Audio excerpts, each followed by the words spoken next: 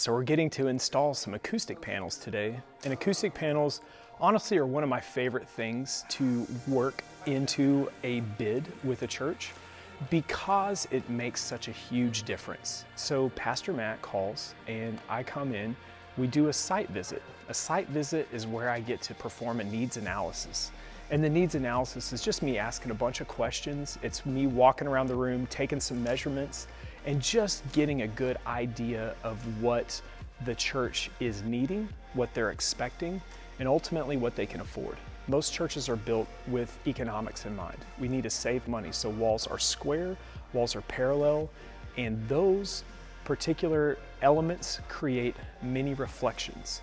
So anytime that we're in a church, we want to subdue parallel walls, and we can put speakers in there, we can put chairs, but the sonic signature of the room is really crafted whenever we're able to deploy a good amount of acoustic panels. And when we absorb some of the acoustic energy, it creates higher intelligibility, which ultimately is what we're about in the church, is that the spoken word is easily heard, but also easily understood.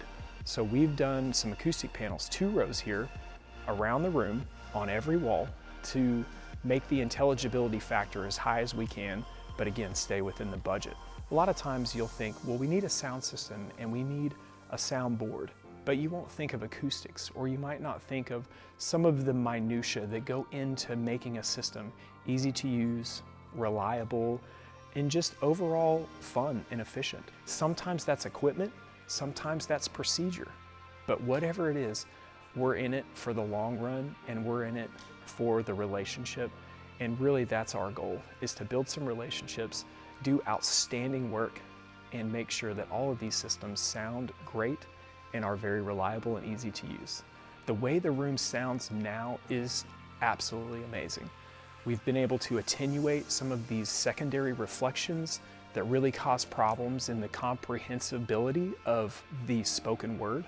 And so now we have finished phase 1, and we're coming back for phase 2, which is new speakers, new console, amplifiers, and we're gonna walk through the console with their worship team, and we're gonna make sure that everybody's mic sounds good, that all their in-ears sound great, and that they've got everything they need.